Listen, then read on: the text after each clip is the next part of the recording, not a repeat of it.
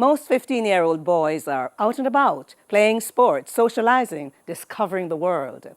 That's if they weren't landed with the news that they have been diagnosed with stage 4 cancer. Since that diagnosis, he's written several books. The first is titled Finding the Can in Cancer. He's also a sought-after international speaker. Dr. Eddie Connor is a relatively young man, not yet 40.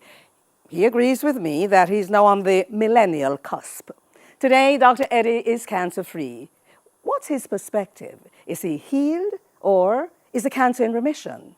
You need to hear his story. I am Faye Ellington. This is Profile. Thanks for watching.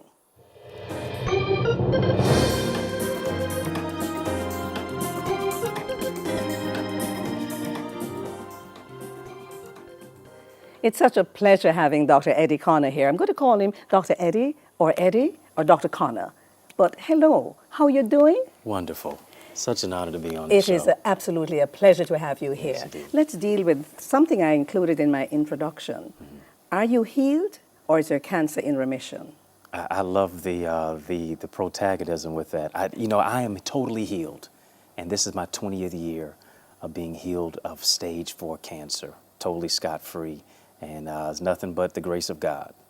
Yes. You were 15 when you were diagnosed. Yes. But I'll get there in a while. I want to take you back to the early days. You were born in Detroit, but your parents brought you to Jamaica. Why did they come here?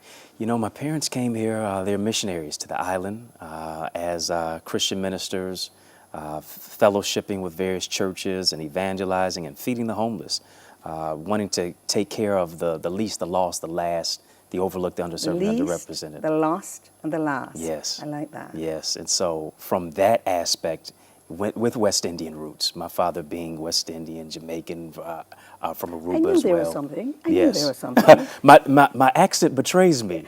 Not quite, but there's just something about you. So you were here Right. 4, 5, 6, 7. What are your memories of Jamaica then? Oh my goodness! I mean, whether it's going to school at Covenant Christian Academy on Old Hope Road, whether it's playing football, whether it's And we're talking about football, okay? yeah. Soccer, football, Soccer. Okay. Right, Just want soccer. to make That clarity. aspect, that aspect. Whether it is just eating mangoes and just being out in the field and picking just any fruit from any tree that you want to. Just the beauty and the magnanimity of Jamaica. It is the most fondest memory of my life. I'm happy to hear that. Yeah. But when you were about 7, they returned to the United States Sure, of America. sure. Did they go directly to America or did they go to do missionary service elsewhere before going back to America? Back to America, back to Detroit, and I had a Jamaican accent, patois. You mean you did talk I like had when a I little talk here, so Jamaican no? accent. No, I'm sorry, you don't have it I don't right have now. it anymore. No. So It's gone. I got teased profusely about it, and it ingratiated me back into the American dialect.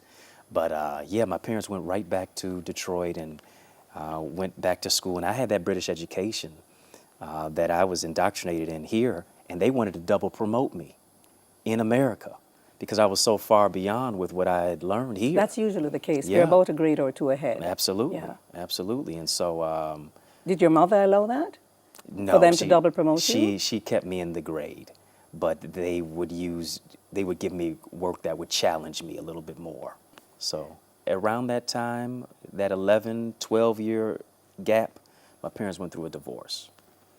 So being raised by a single-parent mother who was an educator, 30-year educator, she's PhD, Dr. Janice Connor, raising my brother and I.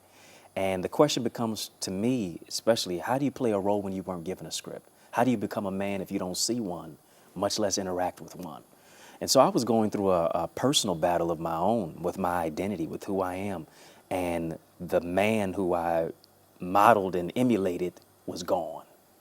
How long did it take you to get over that hurdle with your dad gone, negotiating all these emotional obstacles? How long did it take you to get across? Took me years. I would say probably till my senior year in college. All right, I let's had go to face back. that, yeah. So you're doing well, you're healthy, everything is fine. At 15, something goes wrong in your life. It does. What happened? You know, I'm over my friend's house watching a football game. I can't breathe by halftime. If you rewind the time about 2 weeks prior to that, I'm having chest pains, and oftentimes boys and men were not given the space and place to be vulnerable. Oftentimes masculinity and vulnerability cannot coexist in the same space. It's seen as femininity. That's true. And I was crying internally. My mother said, something's going on with you. And, you know, I'm like, no, I'm good, you know. But she can see through something is not right.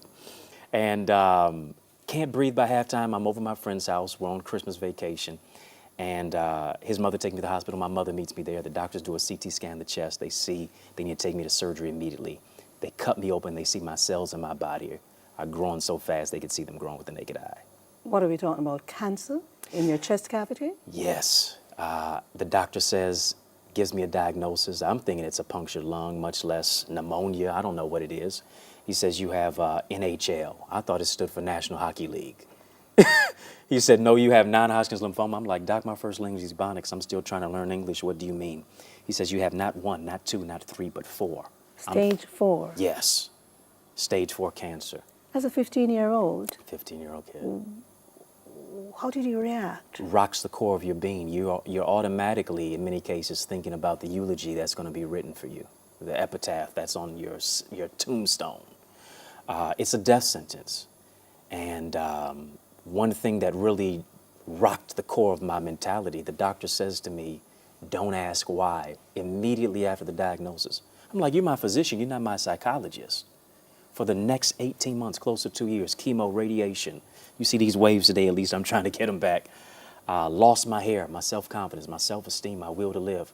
My own biological father never even visited me one day in the hospital. So the people who I thought were praying for me, in many cases, they were literally praying on me, sitting on the sideline expecting my demise. P-R-E-Y. That's right. Rather than P-R-A-Y. That's right. But your mommy was there. Your mother was there. That's right. I love the church song that says, my mama prayed for me, had me on her mind, took the time to pray for me. I'm so glad that she did. Without the prayers of a mother who told me, you got to take off the pity party hat, Psalm 118:17, and God's word says, you shall not die, but live and declare the works of the Lord. She told me that everybody in life gets knocked down, but a knockdown is not a knockout unless you stay down. It's hard for a 15-year-old going It's hard. 16 and a half, 17 to really negotiate all of that thing. It is. But you did. Without a doubt. I had to. Because the pain really of me going through cancer wasn't so much the needles being driven into my veins, wasn't so much the chemo and the radiation and the nausea that came with it, and the mental discombobulation, but in many cases it was a battle of the mind and the psychological fight that I had to have. What was the darkest spot? The darkest part was me standing in the mirror after getting bouts of radiation and chemotherapy, and I screamed and cried like I've never done it before. I'm looking in my reflection in the mirror. My mother rushes in and she sees clumps of hair in my hands as I just put my hands through my hair.